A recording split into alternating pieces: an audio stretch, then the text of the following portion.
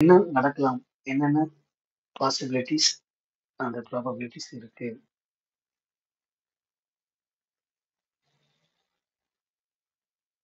எப்போ மார்க்கெட் வந்து இந்த ரேஞ்ச பிரேக் பண்ணுதோ, அப்போ நமக்கு என்ன தெரியும்? So higher low and then higher ஹைன்னு தெரியும். ரீடெஸ்ட் எடுக்கும்போது இங்க என்ட்ரி எடுத்துக்கலாம். ஸோ டார்கெட் வந்து இந்த லெவல். இன் கேஸ் மார்க்கெட் வந்து இந்த டயகனல் சப்போர்ட் அண்ட் ஆல்ரெடி வந்து இங்க ஒரு ரெசிஸ்டன்ஸ் இருக்கு. இந்த சப்போர்ட் வந்து பிரேக் பண்ணி ஆக்ட் as a ரெசிஸ்டன்ஸ். இது வந்து டயகனல் சப்போர்ட் பிரேக் பண்ணி இந்த ரெசிஸ்டண்டா மாத்திடுச்சுன்னா, ஸோ கீழே போறதுக்கான வாய்ப்பு இருக்கு. இப்போ கரண்ட் சினாரியோ, இப்போ மார்க்கெட் இன்னைக்கு வந்து கேப் டவுன் ஆக போதா இல்ல கேப் அப் ஆக போதான்றது ஒரு விஷயம் இருக்கு. அப்போ வந்து மார்க்கெட் வந்து கீழே இறங்கிச்சுன்னா செல்லு தான் போகணுமான்னு கேட்டீங்கன்னா கிடையாது.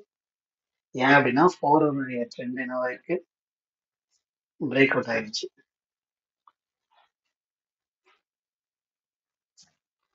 நம்ம செல் போகணும் அப்படின்னு யோசிச்சோம்னா இந்த லைனுக்குள்ள மறுபடியும், அதாவது வந்து இப்போ 23,000 அது கீழே போனதுக்கு அப்புறமான செல் போகலாம். இல்லைன்னா ஒரு நியூ லோவர் லோ ஃபார்மேஷன் கிடைச்சிட்டு மறுபடியும் லோவர் ஹை ஃபார்மேஷன் கிடைச்சதுன்னா செல் போகலாம். இப்போதைக்கு வந்து பை போறதுதான் better.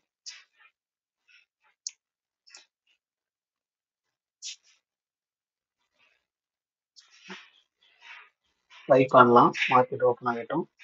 So market push up, retest, entry, target.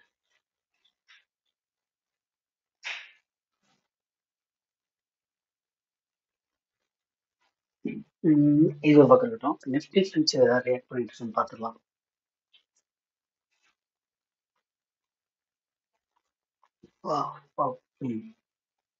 Super. கரெக்டாக இது எங்க இருக்குன்னா நம்ம எக்ஸ்பெக்ட் பண்ண சப்போர்ட்ல தான் இருக்கு. ஸோ கண்டிப்பா மார்க்கெட் என்ன ஆகும், இப்போ பை தான் ஆக போகுது. எப்போ வந்து 23,99 வருதோ அப்போ செல்.